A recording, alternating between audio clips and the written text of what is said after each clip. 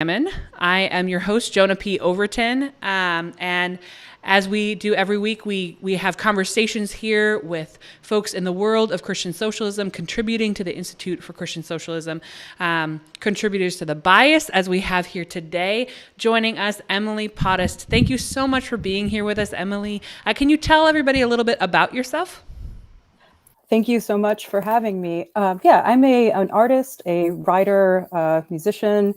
I'm also a current PhD student studying art and religion, not all necessarily in that order, but my work sort of deals with religion and media and, aesthetics and how we sort of come to believe what we come to believe through what we interact with in the public sphere through. I'm interested in technological media, especially throughout history. Very cool. And there's so much richness there. You shared a glimpse of that recently in your article for The Bias, Capitalism and the Aesthetics of Fascism. Can you tell listeners what exactly you mean by the aesthetics of fascism? Sure. Well, I think if you think about fascism, you might imagine a picture of, Mussolini dressed up, this sort of military pageantry that's very macho, or, Hitler. I mean, an example, the photograph that's used in the article is a still from Leni Riefenstahl's The Triumph of the Will, a 1935 Nazi propaganda film that shows a rally in Nuremberg. And what's interesting about this rally is that it sort of makes you feel like you're there. It's a real spectacle, but it's also a spectacle staged for film. It's a spectacle that's been directed for the purpose of being photographed. And so what we start to see in the 1930s, Triumph of the Will is a very early talkie. It's an early sound film. So kind of, what we have now with the internet, completely saturated with media, able to see videos like us talking, kind of everywhere all the time, spend your time on TikTok or Instagram flipping through, is something that was unheard of at this time. It was just a few decades before this, theorists had kind of started to reckon with the fact that film made it look as though moving people were right in front of us, and this was something this is about 100 years ago, and this was very new, and it sort of changed the way we look at the world. It changed our perception of the world, because now we can stage things and kind of make them look like they're real, but of course they're staged. And so there's, I'm quoting in this piece, Walter Benjamin's famous essay, The Work of Art in the Age of Technical Reproducibility. And he's, kind of arguing that, he's arguing from 1935, we don't know exactly all the implications of this new technology, but it sure seems like there's some bad potentials, right? There's the sort of ending of this essay is about sort of how the fascism results in the aestheticization of politics. So what is the aestheticization of politics? Well, politics is sort of the dynamics of power and how we decide, who gets power and how they get that power. And aesthetics are sort of related to our value judgments. What do we think is moral? What do we think is beautiful? What do we think has value? Who do we think has value and why? And so Benjamin was very, I think, attuned at this time, watching the Nazis rise to power and kind of watching this whole thing as a slow motion train wreck, how media could be used to sort of make people feel like, they shared the same values as the fascists. Can't imagine why we're thinking about this in 2021, but it's something that I think there's some parallels. We can look at early film and the kinds of conversations that were being had about media that was new and sort of revolutionary and world changing at that time, and technology that we have now that we're still kind of getting the feel for how it relates to society and how we shape our communities through our mediated technology, which is, I think, potentially a very powerful thing. It's not all bad, but there are potentials for abuse. And these are some of the things that I think Benjamin was thinking about. So he's one of the linchpins of this argument that I'm making in the piece. Well, so what are some of those aesthetic choices that you see in the film that then correlate with the values of fascism? And what can we learn from them? Like, what are those audio and visual cues that are happening that communicate so much about political value? Right. So one thing that happens in that film is that it's a real focus on the audience or the masses. Hitler is there and he's making speeches, but the camera is also showing you everyone who's in attendance. And so it's like sort of making, it feels participatory. Like I get to be part of this. I'm watching this film, as a German in 1935, like I might feel like I could be part of this audience. Like this is me, I'm participating in this spectacle. So I think one strategy is to sort of do what we like interpolation, which is this, sort of theory word for calling as subjects, speaking to you, speaking to your language, right?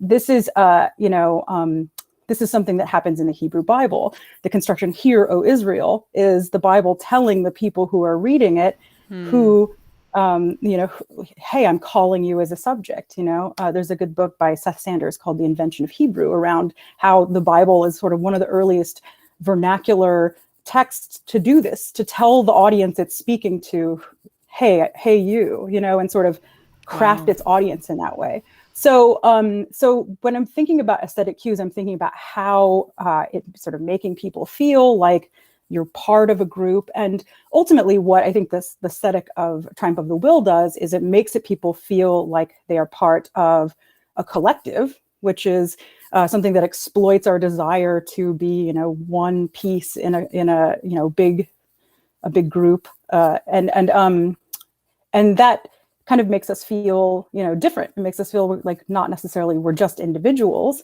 but we're part of something larger than ourselves. And that, I think, is not a completely misguided desire, but it is a desire that gets exploited in misguided ways by fascist aesthetics. And for example, yeah. Yeah, I mean, it's so interesting because you note this in the article too, that collectivism is a human desire that takes many different forms and functions. And I know that that's something that we talk about in the church, in the streets. I mean, being a part of something bigger than yourself is a divine calling in so many ways. And so, what is it that then takes that turn to move that collective identity from solidarity and freedom and collective struggle and collective action into a collective submission to fascism and those aesthetics? Right. Well, I think one thing is like, what is the basis for that connection, for that community? Is the basis for that connection in the community, feeling like you are in communion with all of your human and non-human family? Is it about how we are crafting some other group that is other, and we are together because we are not like these others?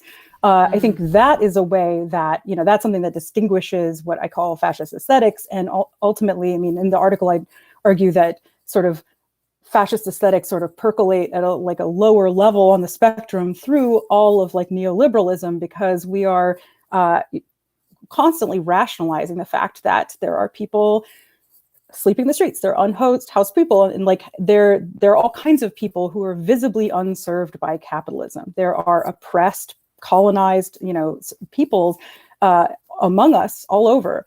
Why don't we do something about this? Well, if we believe that they deserve it, then it's much harder to do something about this. So it's very important, I think, to this whole capitalist project to kind of make us feel like there's a reason that this is going on. It's not the fault of, never mind the guy with the cartoon bag of money who's making off in the background while you're being told by the nightly news that these people who are living in poverty are the problem, who are, that's the problem.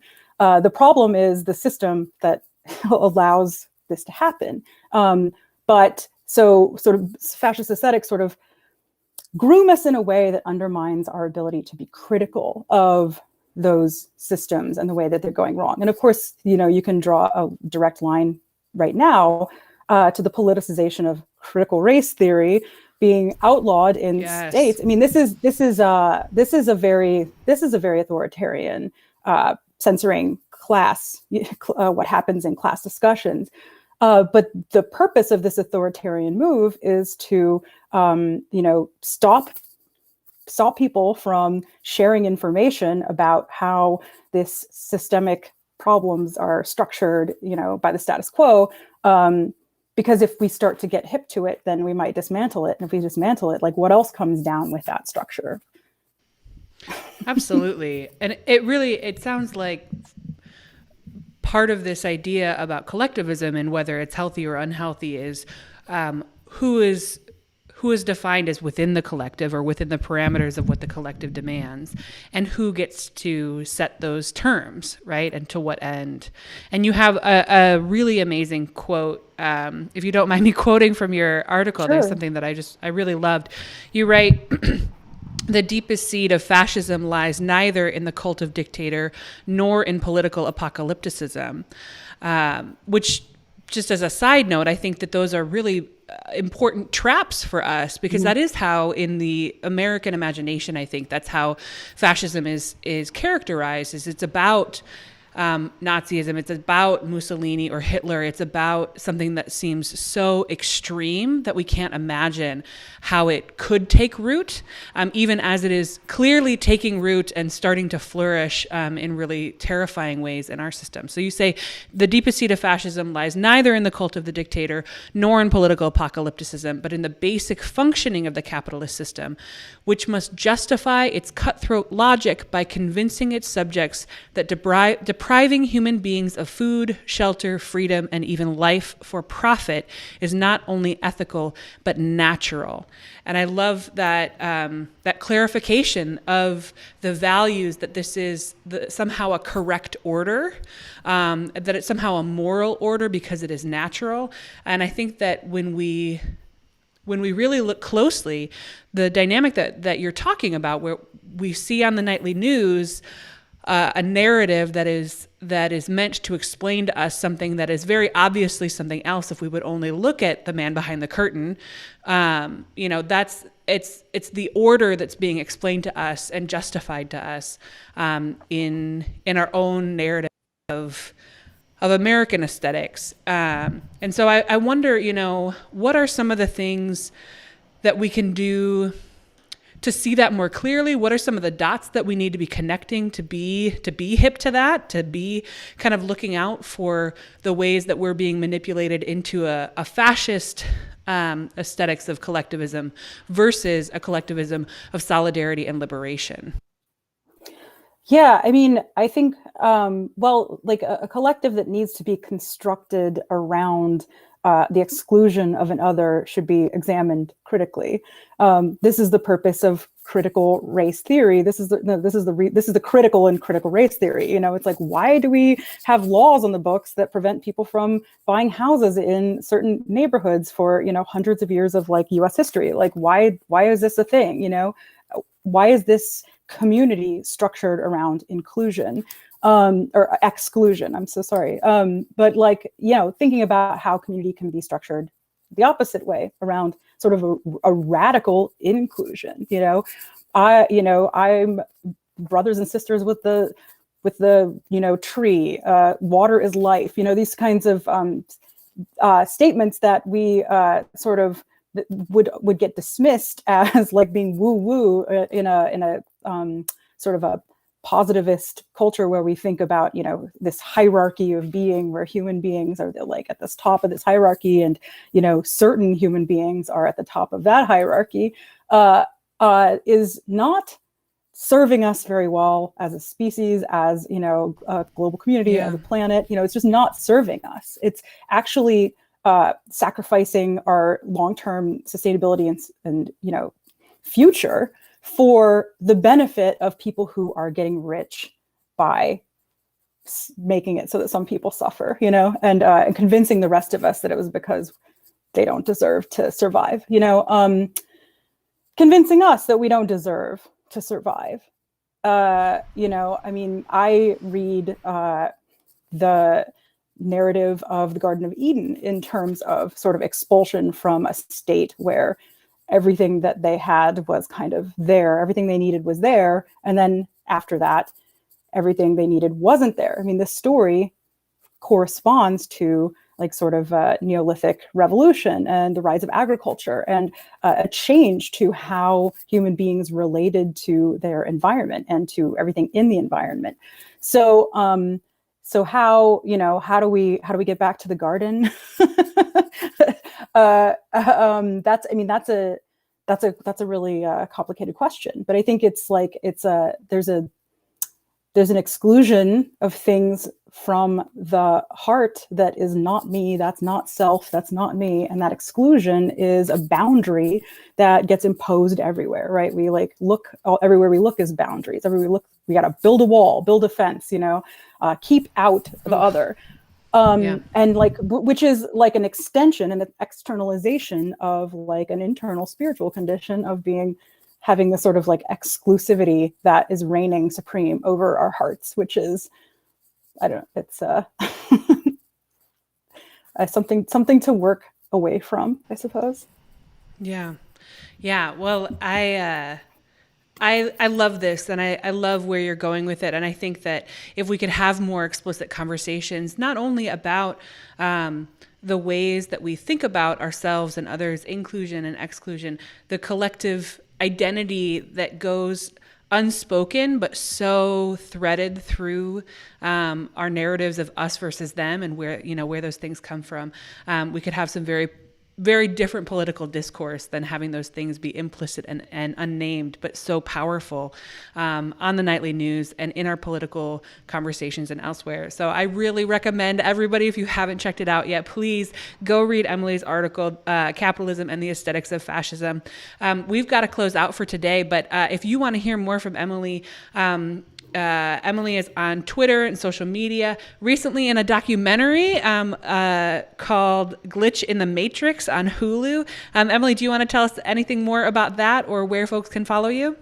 Sure. Yeah, I'm on Twitter. Yeah, I am in a new documentary by Rodney Asher, which is a documentary about people who believe they're living in the Matrix. And in that documentary, I talk about media narratives and how we sort of craft our sense of identity. And so, yeah, it's a film.